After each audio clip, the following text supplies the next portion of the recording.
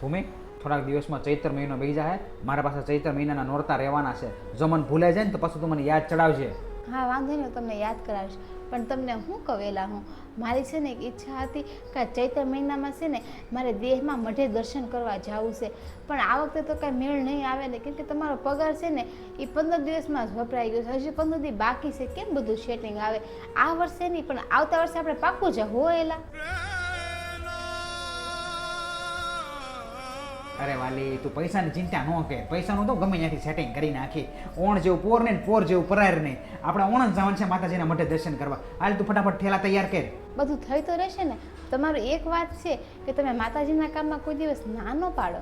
વાલી, માતાજીના કામમાં કાંઈ ના થોડી પાડવાની હોય. દેવાવાળી 1000 હાથવાળી છે. એ આપણું ગમે એમ કરીને પાર પાડી દે. અને આપણે એની થકી તો ઉજળા છીએ. અને આપણા મઢે તો માતાજીના મઢે તો બધા ભાઈઓ ભેગા થવાના છે. બહુ મજા આવી જાય. રીતેશ, એ તો મેં જોયું છે કે આપણા કોઈ ભાઈઓ માતાજીના કામમાં ક્યારેય ના ન પાડે અને જે કાંઈ ખર્ચો થાય એ રાજી ખુશીથી આપી દે. એ તો માતાજીની કૃપા છે કે અમારા બધા ભાઈઓને એટલો હક છે. એક ભાઈને તકલીફ હોય ને ત્યાં બધા ભાઈ હાજર થઈ જાય. એવા છે અમારા ભાઈઓ બધા. કુળદેવી માત તું છે દનડાની દાતાર, મને તારો છે આધાર હો.